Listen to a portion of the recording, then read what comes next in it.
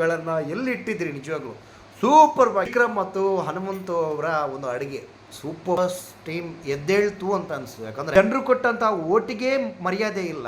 ಇನ್ನು point boss ಅಲ್ಲಿ ಇಂಥ ಕಂಟೆಂಟ್ಗಳು ಎಲ್ಲಿಟ್ಟಿದ್ರಿ ಮರಾಯ್ರೆ, ಇಂಥ ಒಂದು ಕಂಟೆಂಟ್ಗಳನ್ನ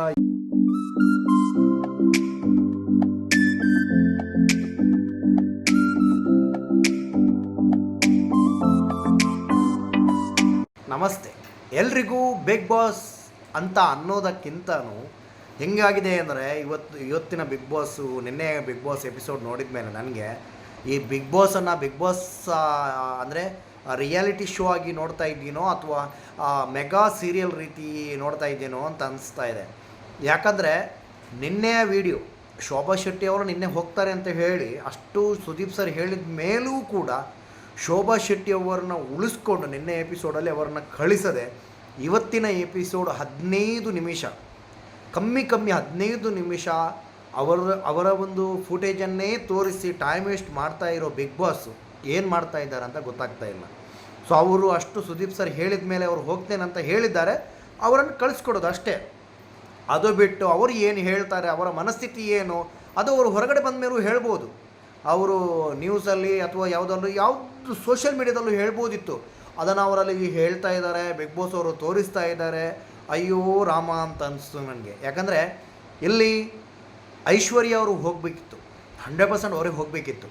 ನನ್ನ ಪ್ರಕಾರ ಒಂದು ಚಾನ್ಸ್ ಬಿಗ್ ಬಾಸ್ ಅವರು ತಗೊಳ್ಬೋದಿತ್ತು.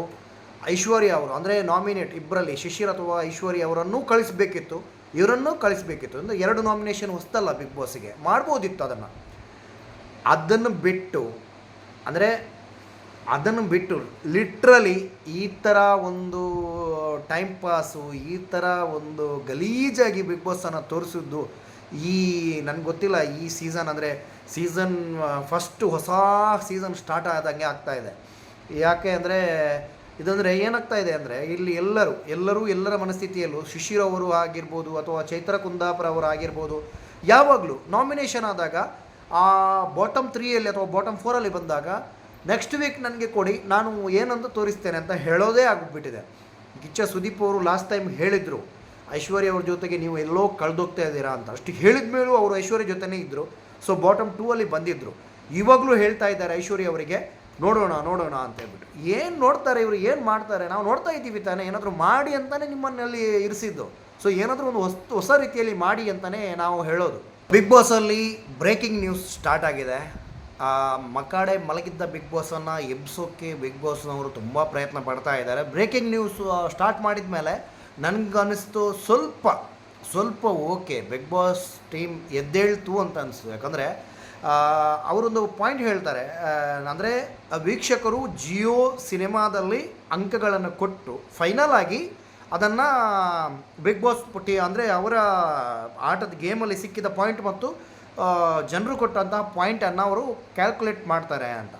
ಸೊ ಗುರು, ಇಲ್ಲಿ ಜನರು ಕೊಟ್ಟಂಥ ಓಟಿಗೆ ಮರ್ಯಾದೆ ಇಲ್ಲ. ಇನ್ನು ಪಾಯಿಂಟನ್ನು ಇವರು ತಗೊಳ್ತಾರಾ? ಯಾಕಂದರೆ ಇಷ್ಟು ಟೈಮ್ ತಗೊಂಡು ನನ್ನಂಥವ್ರು ಎಷ್ಟೋ ಜನ ಬೇಕು ನಿಮಗೆ, ಓಟ್ ಮಾಡ್ತೀವಿ ನಾವು. ಒಂದು ಓಟ್ ಮಾಡಿದ ಮೇಲೆ ಆ ಓಟಿಗೆ ಬೆಲೆನೇ ಇರಲ್ಲ. ಅದೇ ಲಾಸ್ಟ್ ಸೀಸನಲ್ಲಿ ವರ್ತೂರು ಸಂತೋಷ್ ಅವರು ಕೂಡ ಹೀಗೆ ಹೋಗ್ತೇನೆ ಅಂತ ಹೇಳ್ತಾರೆ. ಇದೇ ಸುದೀಪ್ ಅವರು ಟೈಮ್ ತಗೊಳ್ತಾರೆ, ಅವರಿಗೆ ಟೈಮ್ ಕೊಟ್ಟು ಅವರಿಗೆ ಅರ್ಥ ಮಾಡಿಸಿ ಆಮೇಲೆ ಅವರನ್ನು ಅಂದರೆ ಆಟಕ್ಕೆ ಬಿಡ್ತಾರೆ. ಸೊ ಯಾಕೆ ಶೋಭಾ ಶೆಟ್ಟಿ ಅವ್ರ ಜೊತೆ ಈ ಥರ ಮಾಡಿಲ್ಲ ಅನ್ನೋದು ಎಲ್ಲ ಜನರ ಪ್ರಶ್ನೆ, ಇವನ್ ನಂದು ಪ್ರಶ್ನೆ ಅದೇ. ಸೊ ಈ ಥರ ಮಾಡ್ತಾ ಇದ್ದಾರೆ ಅಂದರೆ ಎಲ್ಲೋ ಒಂದು ಕಡೆ ಸುದೀಪ್ ಅವರು ಈಗೋಯಿಸ್ಟಿಕ್ಕಾಗಿ ತಗೊಂಡ್ರು ಅಂತ ನನಗನ್ನಿಸುತ್ತೆ. ಯಾಕಂದರೆ ಲಾಸ್ಟ್ ಸೀಸನಲ್ಲಿ ವರ್ತೂರು ಸಂತೋಷ್ ಅವರಿಗೆ ಒಂದು ಟೈಮನ್ನು ಕೊಟ್ಟಂತಹ ಸುದೀಪ್ ಅವರು ಈ ಟೈಮಲ್ಲಿ ಯಾಕೆ ಬಿಟ್ಕೊಟ್ರು ಅಂತ ನನಗೊಂದು ಕ್ವಶನ್ ಇದೆ. ಇಲ್ಲಿ ಮೋಕ್ಷಿತ್ ಅವರು ಹೇಳ್ತಾರೆ, ನಾನು ಬೇರೆಯವರ ಬಗ್ಗೆ ಮಾತಾಡೋದು ಇಲ್ಲ, ನನಗೆ ಹಿಂದ್ಗಡೆ ಒಂದು ಮುಂದ್ಗಡೆ ಒಂದು ಮಾಡಿ ಗೊತ್ತೇ ಇಲ್ಲ ಅಂತ. ಇದೇ ಮೋಕ್ಷಿತ್ ಅವರು ಎಷ್ಟು ಸಾರಿ ಹಿಂದ್ಗಡೆಯಿಂದ ಮಾತಾಡ್ತಾರೆ. ಅವರಿಗೆ ಅವರ ಮಾತನ್ನು ಕೇಳಿಸ್ಕೊಳ್ಬೇಕು. ಇಲ್ಲ ಅಂದರೆ ಅವರು ನಿಮ್ಗೆ ನೋಡಿದ್ದೀರಾ ಅಂತ ಅನಿಸುತ್ತೆ, ನೆನಪಿದೆಯೋ ಇಲ್ಲೋ ಗೊತ್ತಿಲ್ಲ. ಒಂದು ಕಡೆ ಇವರು ಯಾರ ಜೊತೆ ಮಾತಾಡ್ತಾ ಇರ್ತಾರೆ, ಹನುಮಂತು ಅವರು ಬರ್ತಾರೆ. ಹನುಮಂತು ಅವರು ಬಂದಾಗ ಹೇಳ್ತಾರೆ, ಹನುಮಂತು ಅವರೇ ನಿಲ್ಲಿ, ನಾವು ಮಾತಾಡ್ತಾ ಇದ್ದೀವಿ. So note this point. ಯಾರಿಗೆ ನೆನಪಿದೆಯೋ ಯಾರು ನೆನಪಿಲ್ಲೋ ಗೊತ್ತಿಲ್ಲ, ನನಗೆ ನೆನಪಿದೆ. ನಾನು ಯಾಕಂದರೆ ಎಲ್ಲ ಸೀಸನ್ಗಳ ಎಲ್ಲ ಎಪಿಸೋಡನ್ನು ನೋಡಿದ್ದೇನೆ. ಸೊ ಈ ಎಪಿಸೋಡನ್ನು ಪರ್ಟಿಕ್ಯುಲರಾಗಿ ಇದನ್ನು ನೋಡಿದವರು ದಯವಿಟ್ಟು ಕಮೆಂಟ್ ಮಾಡಿ. ಯಾಕಂದರೆ ಮೋಕ್ಷಿತ್ ಅವರನ್ನು ನಾನು ನೆಗೆಟಿವ್ ಆಗಿ ಇದು ಮಾಡ್ತೇನೆ ಅಂತ ಹೇಳೋದಕ್ಕಿಂತನೂ ಅವರು ಒಪ್ಕೊಳ್ಳಲ್ಲ. ಬ್ರೇಕಿಂಗ್ ನ್ಯೂಸ್ನ ಪ್ರೆಸೆಂಟೇಷನ್ ನನಗಂತೂ ತುಂಬ ಖುಷಿ ಆಯಿತು. ಚೈತ್ರ ಕುಂದಾಪುರ ಅವರಾಗಿರಲಿ ಅಥವಾ ಐಶ್ವರ್ಯ ಅವರಾಗಿರಲಿ, ಐಶ್ವರ್ಯ ಅವರು ಫೈನಲಿ ಇವತ್ತಿನ ಎಪಿಸೋಡಲ್ಲಿ ಫಾರ್ಮಿಗೆ ಬಂದರು ಅಂತ ನನಗನ್ನಿಸ್ತಾ ಇದೆ.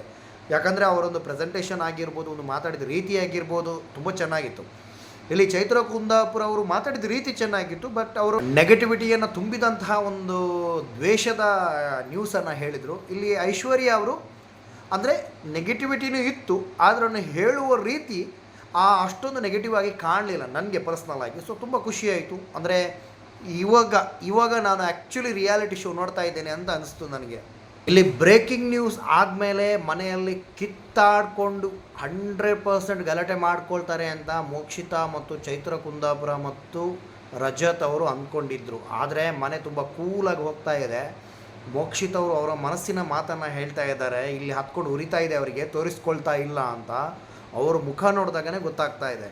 ಆದರೆ ಎಲ್ಲವನ್ನೂ ಬಿಟ್ಕೊಡ್ತಾ ಇಲ್ಲ. ಆದರೆ ಒಂದು ನಾನು ಹೇಳೋದಾದರೆ, ಧನರಾಜ್ ಅವರ ಟೀಮಲ್ಲಿ ಒಂದು ಕಂಟೆಂಟ್ ಕ್ರಿಯೇಟ್ ಮಾಡಿದರು, ಅದಕ್ಕೆ ಇವರು ನಮ್ಮ ಖರಾಬ್ ಮಂಜಣ್ಣ ಹೋಗಿ ಡಿಸ್ಟರ್ಬ್ ಮಾಡಿದ್ರು ಅಂತ ನನಗನ್ಸುತ್ತೆ. ಆದರೂ ಫನ್ನಿಯಾಗಿತ್ತು. ನನಗೆ ಫನ್ನಿಯಾಗಿ ಅನಿಸಿದ್ದು ತ್ರಿವಿಕ್ರಮ್ ಮತ್ತು ಹನುಮಂತು ಅವರ ಒಂದು ಅಡುಗೆ ಸೂಪರ್ ಆಗಿ ಆಗಿತ್ತು. ನಿಜವಾಗ್ಲೂ ಹೇಳ್ತಾ ಇದ್ದೀನಿ, ಇದು ನಿಜವಾಗ್ಲೂ ಬಿಗ್ ಬಾಸ್ ಅಂದರೆ ಬಿಗ್ ಬಾಸಲ್ಲಿ ಇಂಥ ಕಂಟೆಂಟ್ಗಳು ಎಲ್ಲಿಟ್ಟಿದ್ರಿ ಮಾರಾಯರೆ, ಇಂಥ ಒಂದು ಕಂಟೆಂಟ್ಗಳನ್ನು ಎಲ್ಲಿಟ್ಟಿದ್ರಿ ನಿಜವಾಗ್ಲೂ ಸೂಪರ್ವಾಗಿತ್ತು. ಅಂದರೆ 100ರಲ್ಲಿ 100 ಮಾರ್ಕ್ಸ್ ಇಬ್ಬರಿಗೂ. ಅವ್ರ ಎಕ್ಸ್ಪ್ರೆಷನ್ ಆಗಿರ್ಬೋದು ಅಥವಾ ಅವರೊಂದು ಮಾಡಿದ ರೀತಿಯಾಗಿರ್ಬೋದು, ಹ್ಯಾಟ್ಸ್ ಆಫ್. ಯಾರು ಗಲಾಟೆ ಮಾಡ್ತಾರೆ ಅಂತ ಹೇಳಿದ ಅಂದರೆ ಒಂದು news channel first breaking news ಆದಮೇಲೆ ಕೂತ್ಕೊಂಡು ಮಾತಾಡಿದಾಗ ಅಂದರೆ ಎಲ್ಲರೂ ಫೈಟ್ ಮಾಡ್ತಾರಂತ ಹೇಳಿದವರೇ ಅವರಿಗೆ ಅರಗಿಸ್ಕೊಳ್ಳೋಕ್ಕಾಗ್ತಾ ಇಲ್ಲ. ಭವ್ಯ ಅವರೇ, ನೀವು ಧೈರ್ಯದಿಂದೇರಿ ಅಥವಾ ನೀವು ಬೇಜಾರು ಮಾಡಿಕೊಡ್ಬೇಡಿ. ಒಂದು ಜಿಲೇಬಿಯಿಂದ ಏನೂ ಆಗಿಲ್ಲ. ಅದನ್ನು ಸುದೀಪ್ ಅವರು ಒಂದು ಅಷ್ಟು ಎಳಿಬೇಕಂತನೂ ಇರಲಿಲ್ಲ, ಅಂದರೆ ಡ್ರ್ಯಾಗ್ ಮಾಡಬೇಕು ಅಂತಲೇ ಇರಲಿಲ್ಲ ನನ್ನ ಪ್ರಕಾರ. ಅದನ್ನು ಇವತ್ತು ಜಿಲೇಬಿ ಸಾಂಗ್ ಹಾಕಿ ಬಿಗ್ ಬಾಸ್ ಅವರು ಅಷ್ಟು ದೊಡ್ಡದು ಮಾಡಬೇಕಂತ ಇರಲಿಲ್ಲ. ಸೊ ಇಲ್ಲಿ ಫುಡ್ ವಿಷಯದಲ್ಲಿ ಎಲ್ಲ ಸೀಸನಲ್ಲೂ ಗಲಾಟೆ ಆಗಿದೆ. ಸೊ ನೀವು ಅಷ್ಟೊಂದು ತಲೆಬಿಸಿ ಮಾಡ್ಕೊಳ್ಬೇಕಂತ ಇಲ್ಲ.